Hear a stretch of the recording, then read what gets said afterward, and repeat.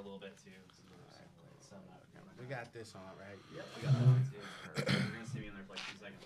All right, cool. It's all good. You hit record? Yep. All right. I'll be right back. All good.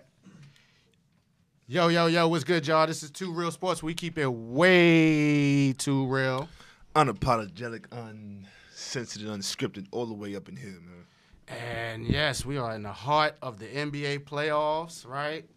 I can smell the NFL grass. I think rookies report today, I believe. I know with the Giants they reported today. So probably most teams they reported today. Baseball in the mix. I ain't watched a baseball game yet, though. I ain't gonna lie to you. I watched like the first 2 games and then yeah, work got in the way, yo. I think I did. I looked. No, I think I wasn't in the house for opening day, but I think the second game I watched a little bit. But you know, I this is what I do after the NBA playoffs when I get into baseball. It's a cycle, you know. It's a cycle, man. Same thing like when like the NBA come on, like NBA first started on. I'm not watching basketball, college basketball. You like right in the middle of the NFL, like week 6. Yeah. So ain't nobody really paying attention to basketball like that. So baseball, you'll get your turn, man. Yeah, exactly. Yeah, like you said, it's the cycle. Yankees are on second place still, so. Ooh, and that's terrible that I had no clue about that. I know CC, what he got, like his 5,000? 3,000 Ks. All right, see, I was kind of milestone. Big CC. That's terrible, man. I feel so bad now. I feel terrible. I'm on Yankee suspension. It was funny when I used to do security at Yankee Stadium. One day at the CC was signing Bulls as fans came in, so I had to welcome back to the door. I was frowning. I was walking like on some more type shit, like mad animated. This shit was dumb funny, yo. Yeah, right, like CC Secret Service. All right, man. It's like the sports, man. It's always never ending, man. My man D-Lo got caught with the bud, man. But before we get into all that type of stuff, you know, we like to keep it on the court and stuff first. So NBA playoffs, man. It's a lot. Should we address the losers, or should we just go to the second round and get back to the losers? How we going? Because, you know, of course, I got to address OKC. I got to address my man Westbrook, you know. Yeah, we might as well get into that, knock it out the way real quick. Yeah. You want to let me get this out the way, because I just want to get it out the way. I got to be objective and everything. 2 things that's going on, you know, as far as with the OKC Portland series for me. You know, I'm a big believer in the sports gods, and Westbrook had to get humbled. He had to. He had to get humbled from the sports gods. He was just, even as a Westbrook supporter, fan, whatever, it was too much degrading Damian Lillard in the middle of the games for like just no reason. You know what I'm saying? It just was crossing the line a little bit too much. Where it's like, all right, bro. I mean, chill, bro. You get a layup and you're the bitch.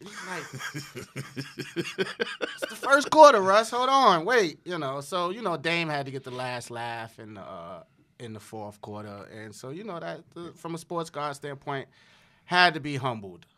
Did he ever get the last laugh too? Man? Yeah, whoa, gracious, man. Whoa, that was legendary. Yo. That was legendary. And even with Paul George's, it was a bad shot. Yes, it was a bad shot, Paul George's. Great shots are bad shots. It went in. So you sounded so salty, yo. You know. Paul George, just shut up, yo. Yeah, just it was with stupid. With your playoff P back again, man. Just shut up, yo. You know, so of course, Michael Jordan's double pump against the Cavs was a bad shot. It went in. You know. So I don't know what he thought he meant by just saying that. Just shit was a terrible shot. His legs are sticking out this way. It was a horrible shot. Shit went in. It was one of the most legendary moments ever, and Dame Lillard is up there. You know what I'm saying? But I must say, I've never been a Billy Donovan fan. He got to go, man. I've always thought that was part of why KD left, because, you know, Billy, it's like Scott Brooks and worse as far as they just have no structure. It's just like they give him the basketball and they pick and roll 800,000 times. There's no set plays. It's just terrible. And Portland just killed them with, like, the double and triple screens for Dame Lillard and the switch-offs on the big man, and they just did it over and over and over again for games at a time. and OKC never adjusted. So from a basketball standpoint and a scheme standpoint, they just and with OKC, you can't win in today's NBA without 3-point shooters. So to not have one, you just it's impossible to win in today's NBA without 3-point shooting. I just want to add that, like, because after that that series, because Dame played outstanding. Like, I'm not taking nothing away from Dame. He played like he looked out there looking like a superstar, and I'm happy for him. Yeah, me too. Especially the more the story about him came out, man, it made you even appreciate him even more. For like everything came from everything. But and after that, you know, the conversation started happening. The in the moment, the present moment, like, oh, he's better than Steph now. He's better than what? All the time. Hey, listen, Dame Lillard's always been like this capable. With his playoff performances and him getting swept the last 2 years. It was like, he's been an all NBA first team, all NBA player. He's been a multiple All Star. They've been getting his props, but now just for him to have like. For people to sit there and watch him have that series and not have these thoughts about Dame Lillard probably before the season, it's just like incredibly odd. Like, come on, man, relax, please relax. Yeah, it was getting out of hand. And like you said, it's crazy, but like you said, but I can't front though. It did after this series. It made me look at it from a different perspective. Like now, like that was big. He had his big playoff moment. So now like we'll see what he continues to do against the I can't even think of they playing the Nuggets. Against the Nuggets, yeah. I mean, they won, but he had 14 points. Yeah, but they won. Yeah, they won. So but we'll see. Continue see what he does throughout the remainder of the playoffs. And OKC, man, like it's a shooting league now, man. You know how they say NFL is a quarterback league now. They throwing league like the NBA is a shooting league, and the OKC just don't have enough shooters. They don't have one. Worse. Yeah, Literally don't have one shooter. I mean, Paul George can shoot, and I'll say he's a shooter. Yeah, you can say mention him as a shooter, but it's not enough. Yeah, I mean, as far as like a role guy, you just don't have one, and that's crazy. Last thing I say about OKC, it's all for the losers. We get to the winners. You cannot win, and I mean this dead seriously. You cannot win in the NBA with Raymond Felton getting consistent minutes. You cannot win, and it's crazy to me. It's crazy that Raymond Felton has a belly that sticks out past his jersey. Like that shit is an oxymoron, yo. A fat point guard. That shit is an oxymoron. Crazy. Like, it was only one fat point guard that was acceptable, and like he didn't last in the NBA too long, but he had a great college career. Everybody loved him. That was my man Khalid Elamine. That's the only fat point guard I want to see. But like other than that, yo, like it's like you cannot be a fat point guard in a professional basketball. Nah, man. It looks crazy. It doesn't make no sense. You know, as we like see Gilbert Arenas on Vince Carter for wanting to play, and Gilbert Arenas said if you didn't see Vince Carter, you know, you taking away a person's opportunity, which you're not supposed to give somebody an opportunity. They're supposed to earn it. So, you know, but shoot, you should be on Raymond Felton like that. Gilbert Arenas, you see Raymond. All right, let's get to the things that matter, the winners and the. All right, let me just kick this off with a haymaker. Kawhi Leonard is the best player in the NBA.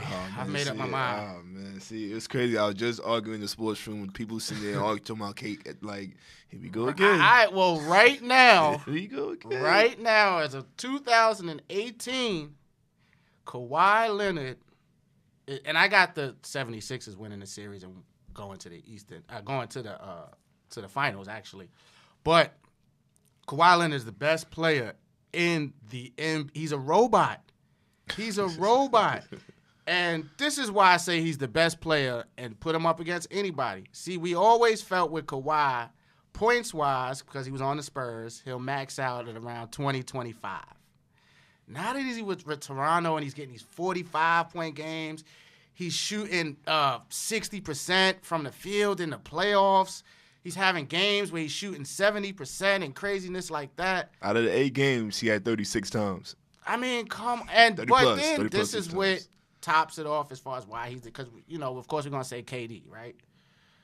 He plays better defense than KD. He locks up.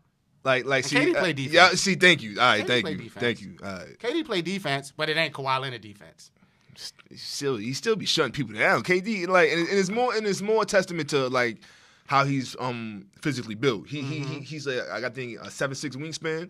I don't think he's apt as defender as KD, but having that body disrupts just as much as Kawhi Leonard. Is he the defender? Not probably like skill wise, but like his athleticism, the way he's built, makes him like just as disruptive. And KD be punching shit down there in the block too. KD's a very good defender, maybe even an underrated defender. Very underrated defender. But he's not Kawhi Leonard on defense. Nah, he's not. Kawhi, remember that game in the middle of the season with the 76 in Toronto? Ben Simmons couldn't get to half court with Kawhi.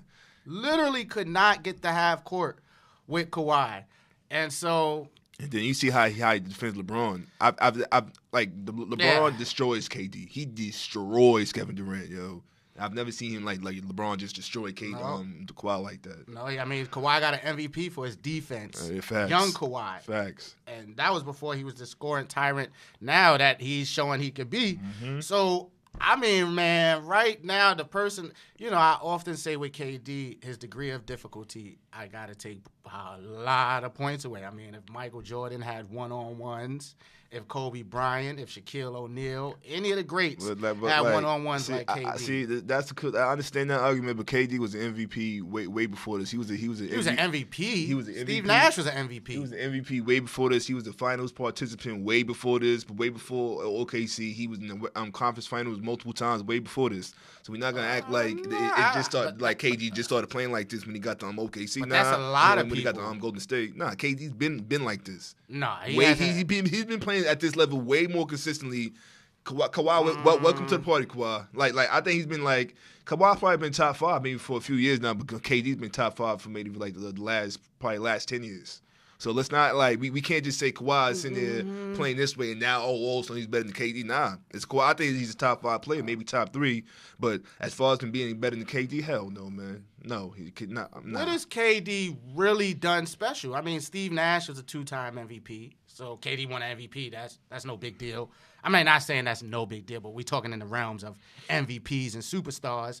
That's not like a great – he didn't do anything in the playoffs. If anything, he was a failure in the playoffs because he was up 3-1 and played like shit those last 3. Westbrook always gets the blame for why they lost. KD played like shit because KD, to me, was going for the MVP, and he played like that, and he played like – so KD has not done anything in the playoffs that gives him any clout over Kawhi. If anything, Kawhi showed out in the finals against LeBron when he was a second, third year player. So Kawhi has the same pedigree. But if you want to think about that team, you're not going to think about Kawhi stood out. He stood out. You just mentioned, he won the finals MVP for playing MVP. Playing great defense on LeBron, while LeBron averaged 27, 8, and 8 or whatever the still thing was. It was the same pop system, same San Antonio Spurs.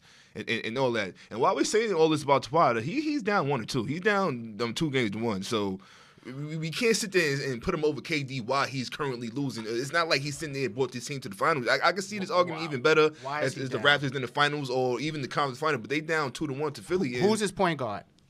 Kyle Lowry. Okay. If your point guard has 0 point, or your point guard, your all-star with you, you know what I'm saying? Of course, Pascal is the second best player now, but Kyle Lowry is 2A 2B, or he should be. He's an all-star. When you have 0 points and you have 7 points, I mean, I can't blame Kawhi Leonard for that. And what you're saying about Kawhi, I'm not even disputing it at all. He's doing what he's doing right now with this team, like with all the double teams and him scoring and him utilizing the mid-range games, like. Do you see, like, and one thing, do you see how to utilize the mid-range game? Look what's KD and Kawhi's doing. Who you can't, like, it's back and forth who's having the better players between these two. Like, do you see the mid-range game?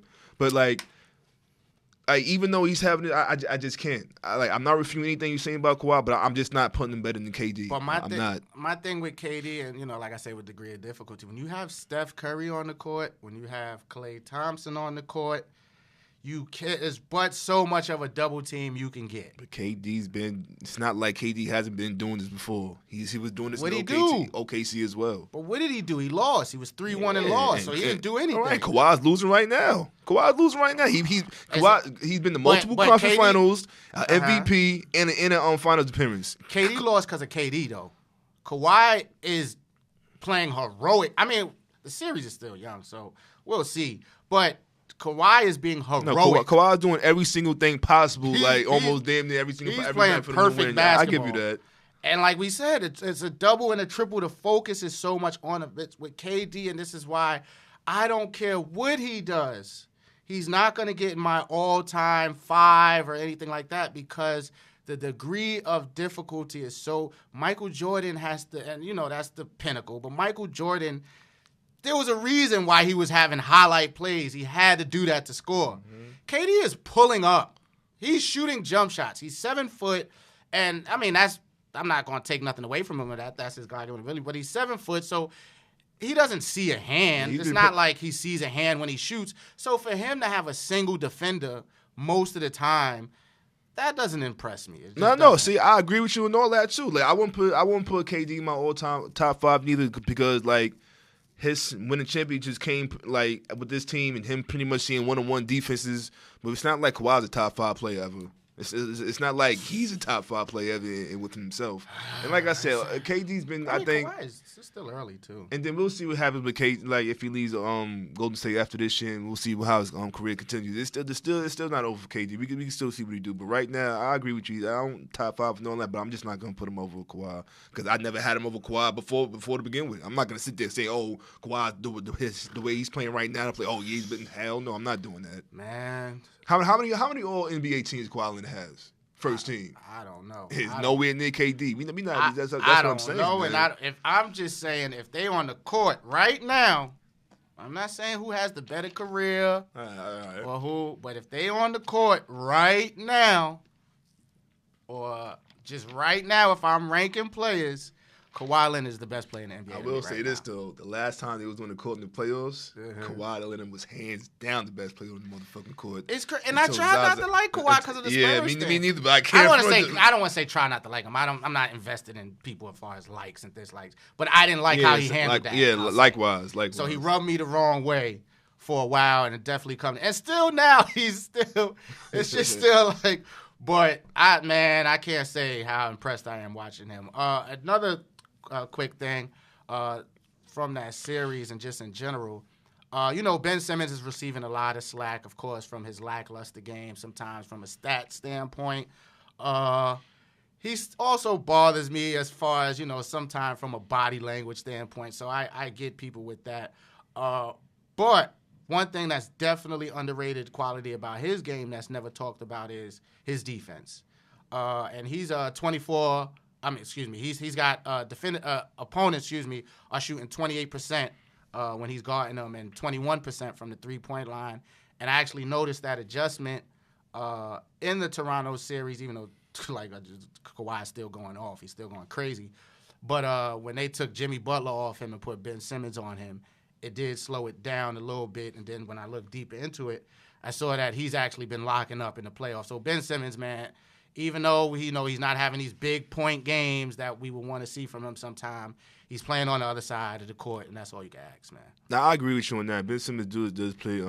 He's a solid defender, but the person he defended got to be like 6'4" or better, because he can't guard no small guards. That's all right. He can't like guard Kawhi. That's fine. That's why I think that was the major reason why they got beat on Boston like that last year, because they had him on Terry Rozier, and Rozier was going crazy.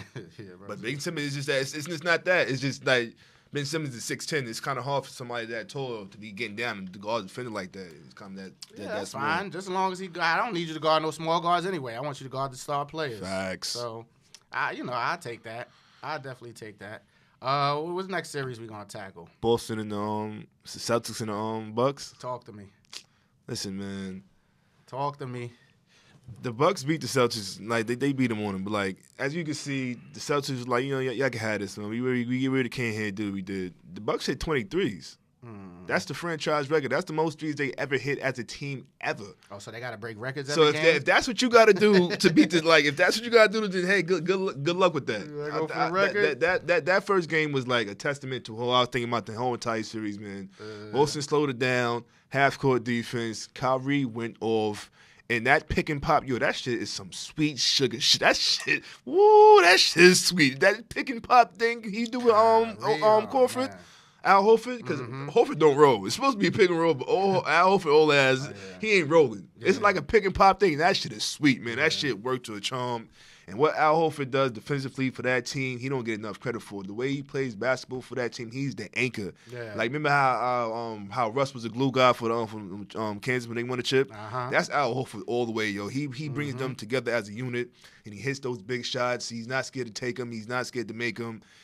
What he does defensively for the team as a unit, he sets the tone, and it's like he don't get a lot of credit, but yeah, man, Boston. And hey, Al Horford, Dominican, right? Dominican, okay, yes, sir. Yeah. Dominicano. You see his pops name is Tito. Yeah, all right, Dominicano. Shout out. We had to mention that. Felipe Lopez. And the one thing about definitely Felipe Lopez. So that's why it was on my mind. Shout out Felipe Lopez, 30 for 30, right? High school, And then on top of that, like Giannis, like he's a good player, man. I'm telling you, like I'm not taking anything away from him, but he is what he is. He is the Greek freak, the athletic person he is. His basketball, he don't got no moves, man. If he's not like got a step ahead of you or is not already in transition on the motor, it's gonna be hard for him to score. You saw what happened in Game 1. But I think they hit a whole bunch of threes, and he got a lot of transition baskets. He had like 27 though, but like that's not gonna work. I don't think that's gonna be able to beat this Boston team, and they got the coaching advantage too. They got the talent advantage too. I think this Boston's gonna come out with the victory. Yeah. Excuse me. Yeah, I like Giannis more and more. I must say I like Giannis more and more when as the years have gone on. Probably because I've seen more his story and things like that. When you become a star, they start showing all them things, halftime and pregame of your games and everything like that. So I might have fell into that trap also. But, yeah, like you said, just the moves. He just he's still young, so he has to mature as far as a move and a half-court standpoint. I think a lot of times he could get called with offensive foul, like 10 offensive fouls a game. Hooking and all that, too. He hooks and all that, man. Yeah, it's a lot of just pushing. And so I think, they let him get away with it because he would foul out every game. Giannis trying to bogart his way to the finals is not happening. Yeah, it's not going to happen. Especially with crossover and turn around, fade away or something. Yeah, you better hit the analog or something a little better. And especially that's why it ain't working with no Al Horford, because he just stand there, take it, and then once you go up, I'm just right here with you. Middleton, to me, I never thought he was an all-star caliber player. Yeah, he's not going to pick up the slack if Giannis. He can't pick up the slack and carry the load for a whole series. Giannis not sitting there having one of those crazy games. Eric Bledsoe, come on, man. Yeah, I don't see it. Brad Stevens, very high on him. So with that and the superstar Kyrie Irving, I love watching him play, man. I swear it's like we're gonna take the most difficult shot possible, but I love it, man. It's special, man. So I think once and it's tough to win in Boston. Definitely, absolutely. It's tough to win in Boston. So they're going to have to do that consistently. I can't really see that. And then Kyrie had a bad game. And then, if you remember his press conference, I loved his last press conference. He was like, this is time of year, like, you ready for it. You prepare, you look forward to these moments. You had a bad game, now you come back, and you looking forward to these challenges. And I'm expecting a big game from Kyrie this game, man. Game 3 is going to be big for my thing, man. Yeah, Kyrie, more than anybody out of both teams, knows what it takes in the playoffs. So you already know Vegas, I'll see you later. And now the referee bowl,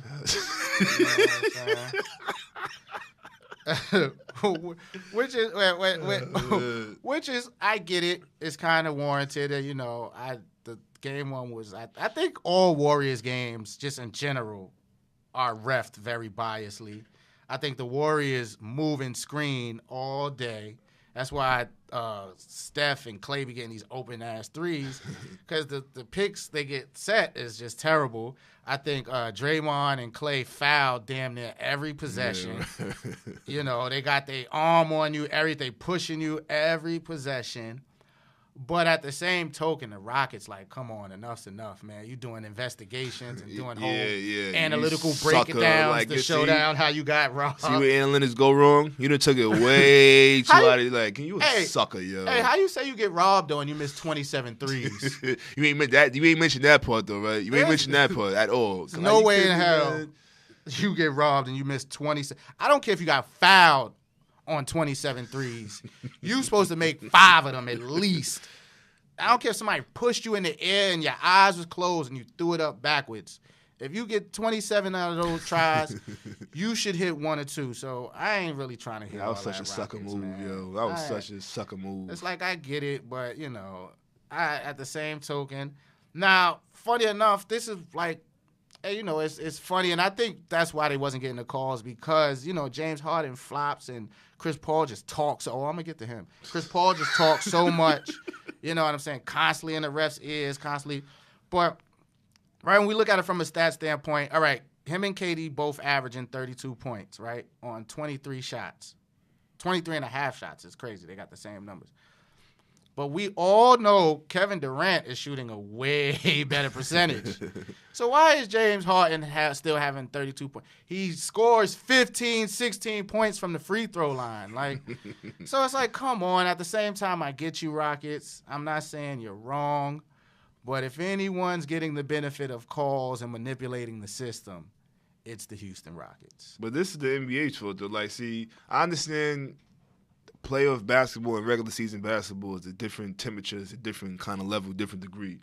But it should be more officiated towards that way in the playoffs. Because you giving this man them phantom calls all day in the regular season, and then the playoffs come around, it's like, huh? It's like, you're not getting any of them calls? Yeah, very true. And so, he kind of has a right to complain and sit there and voice his opinion about those referees.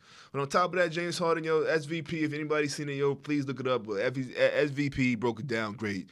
Yo, James Harden, like, when he's wide open, he jumps, the way he takes the trajectory of his jump shot, the way he jumps, it's like he's testing his vertical leap. He's jumping straight up.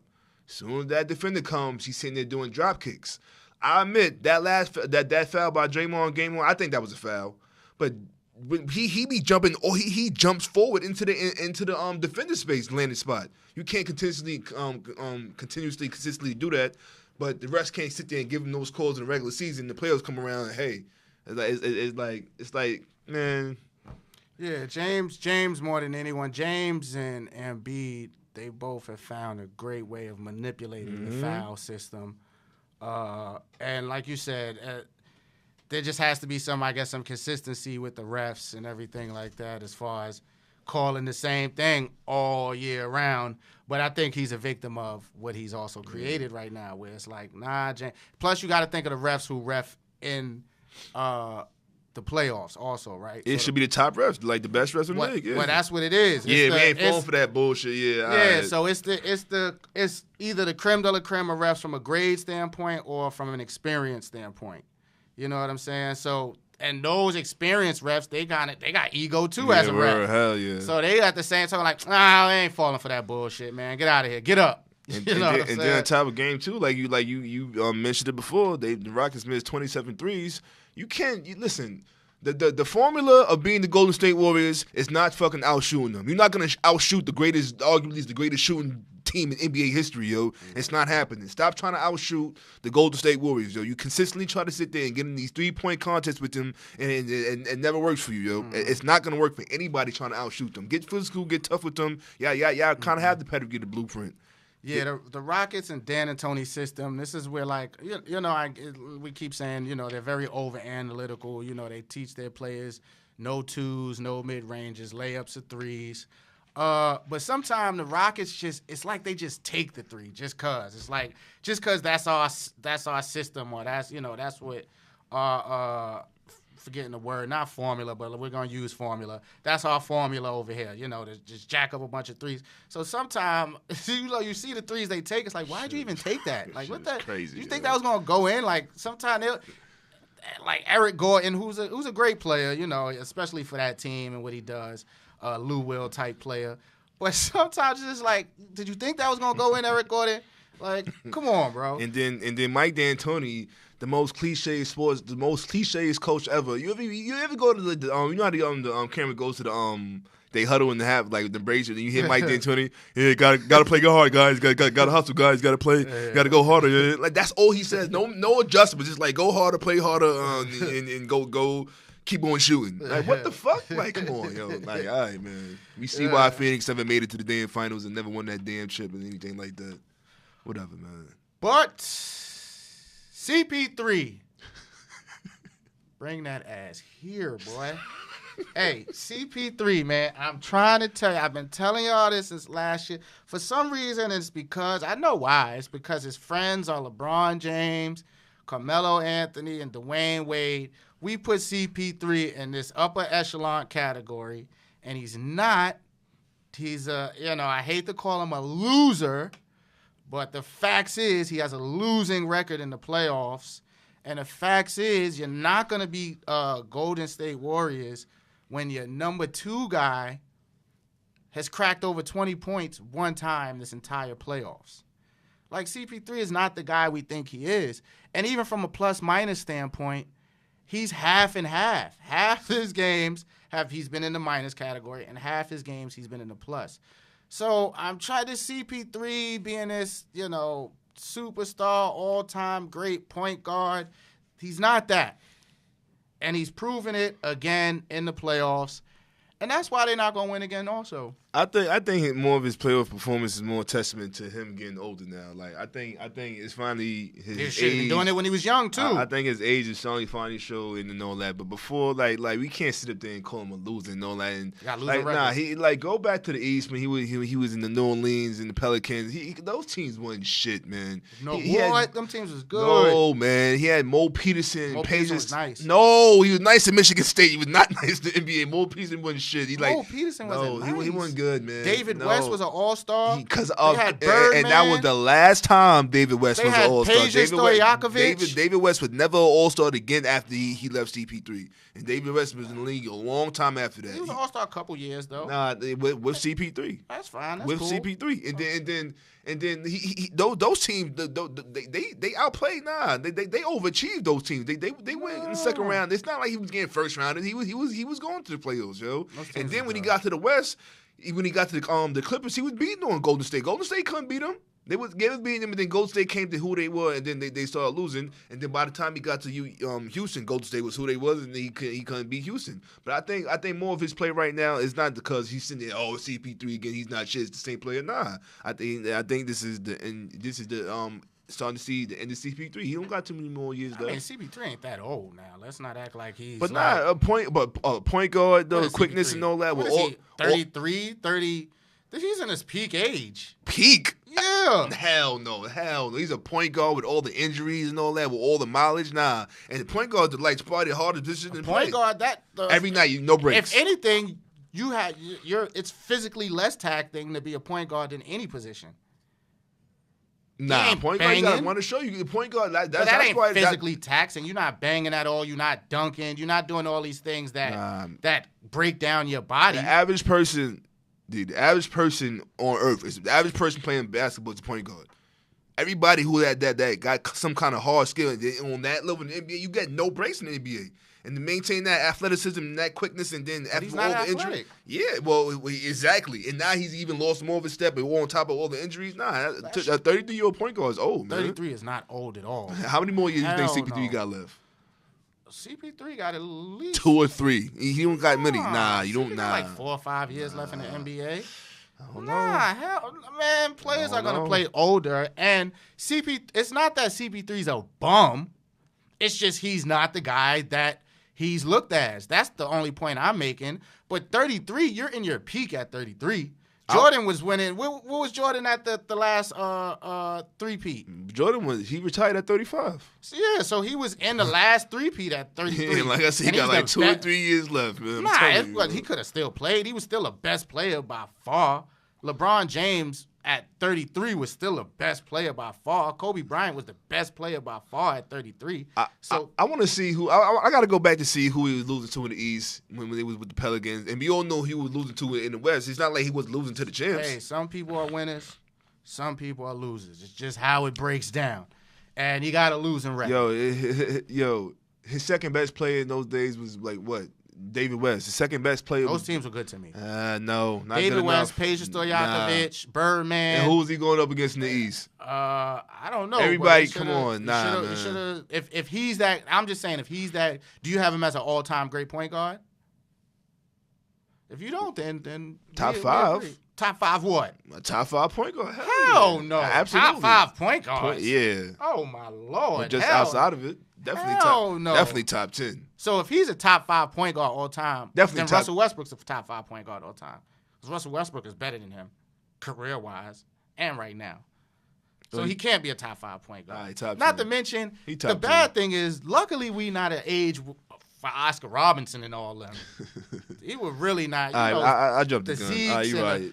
Hey, you know who I watched recently? I didn't know he was this cold, man. When I get to John Stockton. John Stockton's a bad motherfucker, yo. I heard, I can't remember, I think it was Allen Iverson, and I think it was Baron Davis, and it was like someone else, and I heard them like saying like the toughest person they played, or the best person, or one of the best, whatever, it was John Stockton. So I'm like, oh, let me do my research.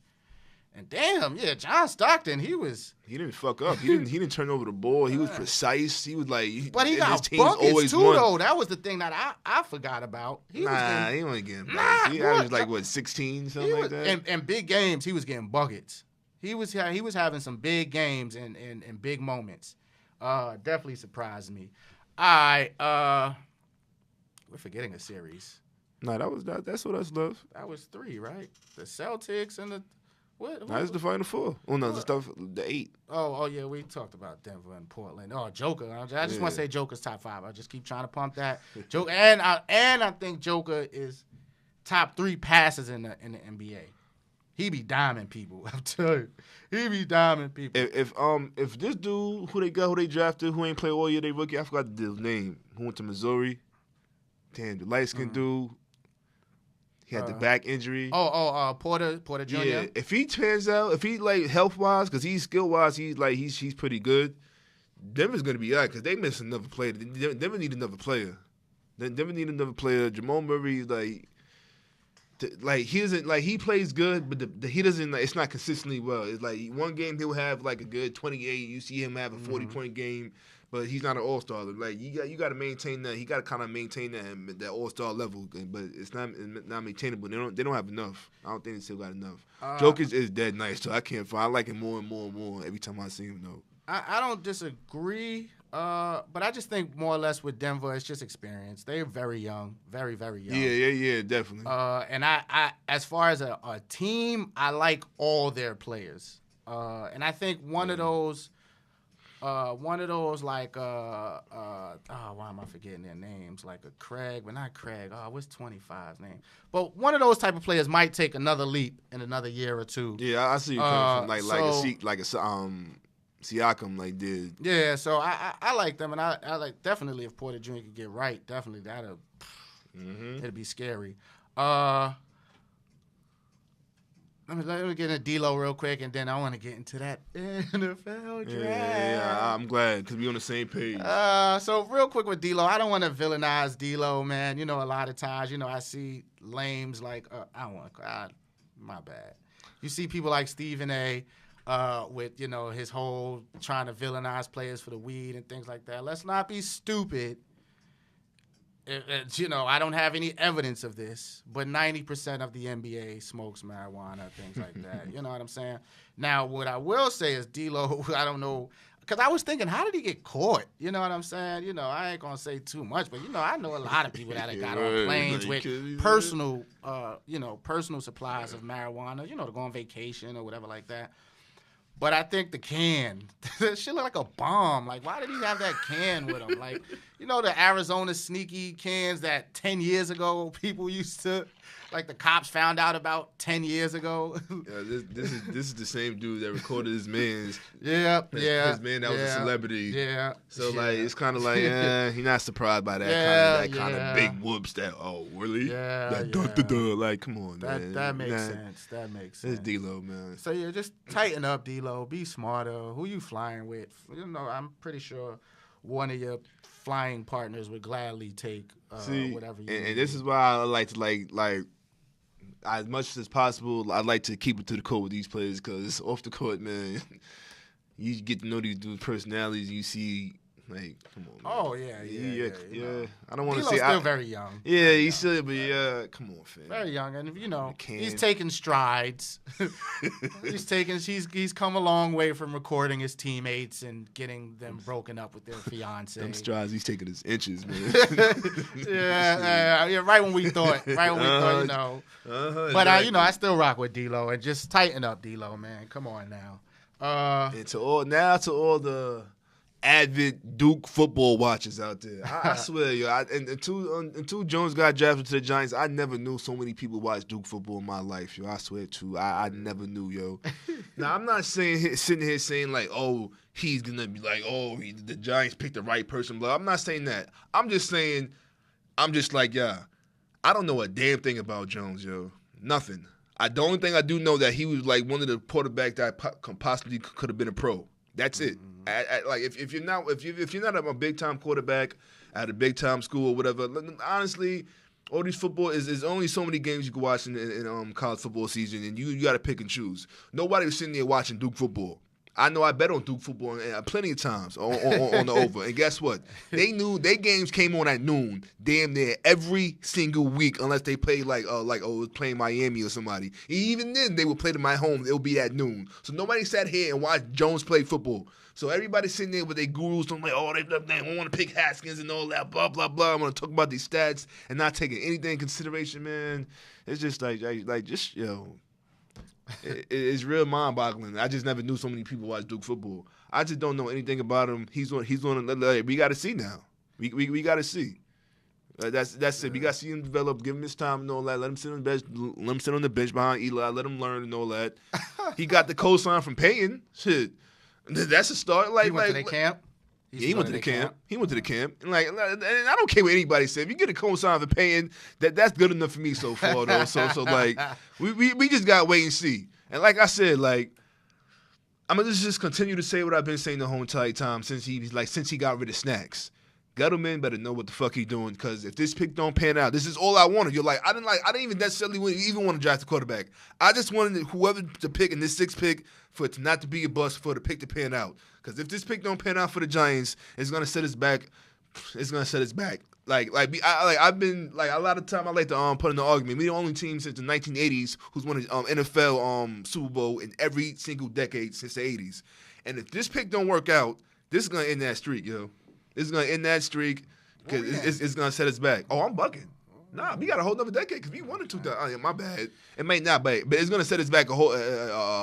Even though y'all gonna miss the next decade. Dak is. It's gonna be real bad the next few years in Giants if this pick don't pan out. Though I'll tell you that right now. But like I said, we don't know nothing right now. The plans that said he's playing chess. We gonna see Gettleman.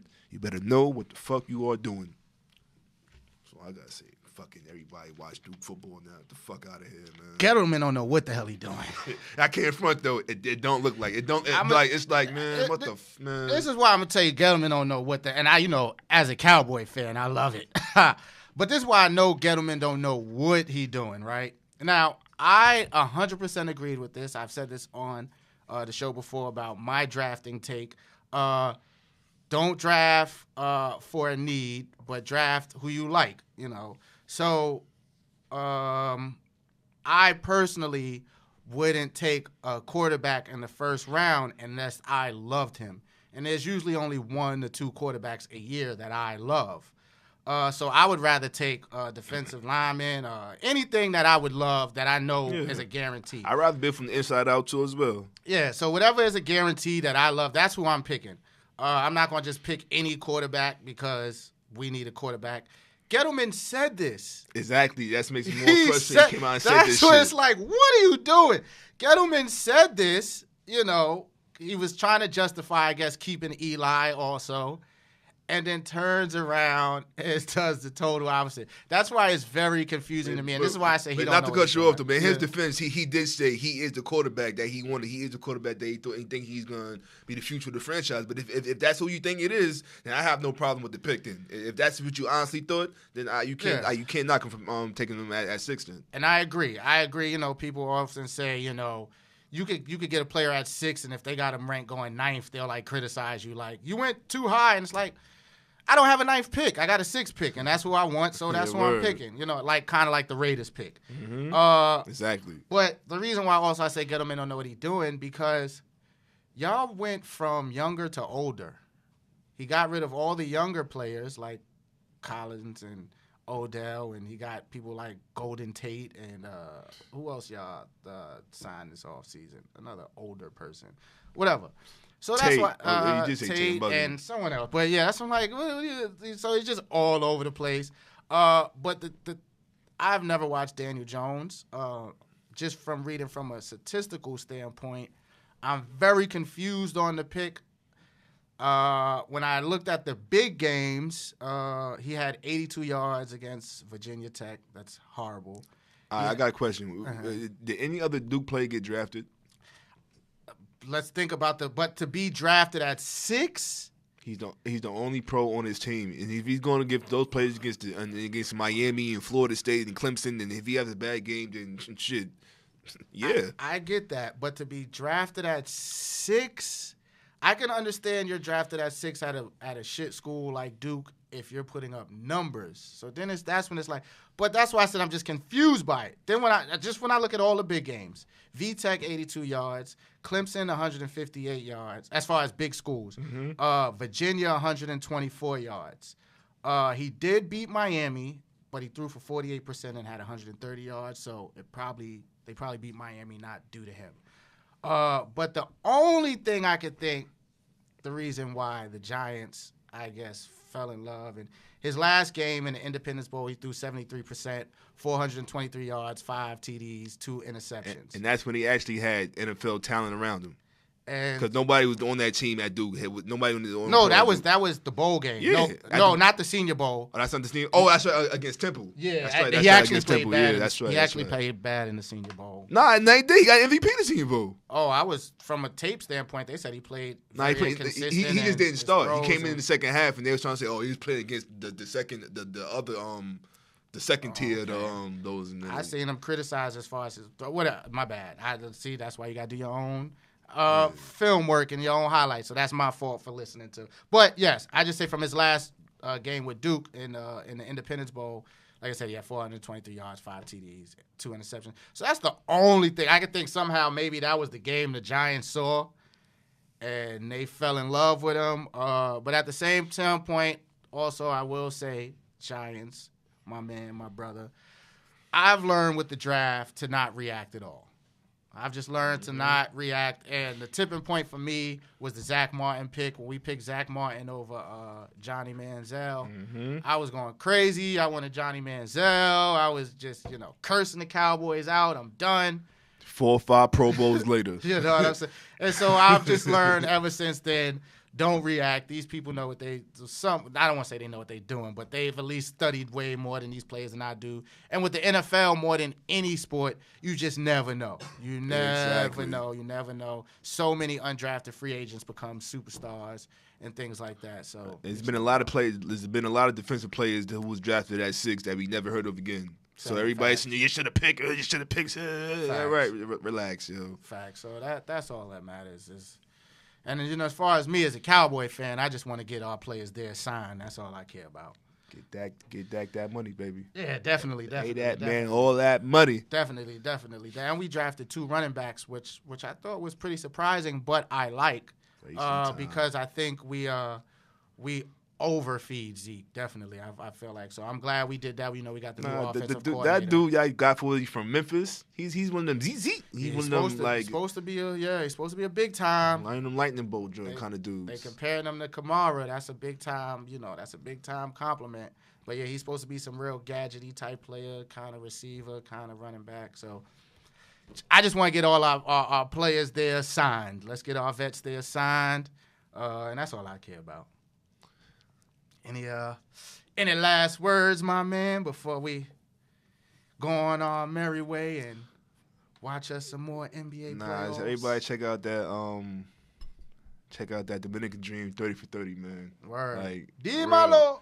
That shit, like, It was so fire to me sitting up there watching Rice. Like you know, we all big fans of 30 for 30. Then finally see Rice up there, the high school that we all went to. Like, and this is the foundation of this whole entire show. Like us going to Rice was the reason why we sit there and had the show is where we met. So like just to sit up there and see Felipe up there repping, and then how Rice featured, and see DeMello up there, and then all the hallways, and we walked through there, we practiced in there, we ran through there. It was just so fire to me. So get a chance to watch that 30 for 30 with that Felipe Dímelo que la que. Word. Shout out Washington Heights, man. You already know, Sherman, Audubon. Familiar. If you know, you know. Yeah, we love y'all up there. Yeah. You know what I'm saying? My brother. My fault. It's episode 35, by the way, too. Yeah, I was trying to get away from that because only 35 I could think about is KD, and I ain't there with him yet. R.I.P. Reggie Lewis. Reggie Lewis, number 35. Reggie Lewis there we go. the Matter of fact, KD, Mitri Damas, he's coming to OKC. Remember I said that? He's coming to OKC. That's also why OKC lost in the first round. KD can't go nowhere. Nobody's going to Dolan. Sorry, Ev. But nobody's going to Dolan. I didn't believe it anyway. We get Zion, though. That's for sure. Yeah, that might be the best bet. But it's either Golden State Warriors or OKC. That's the only place that KD could go. He's coming back home. They love Steph over there. They don't love you over there like they love Steph, man. So come back to OKC and do right, man. All right. Like the great Jimmy V say, man, don't give up. Don't ever give up. Peace.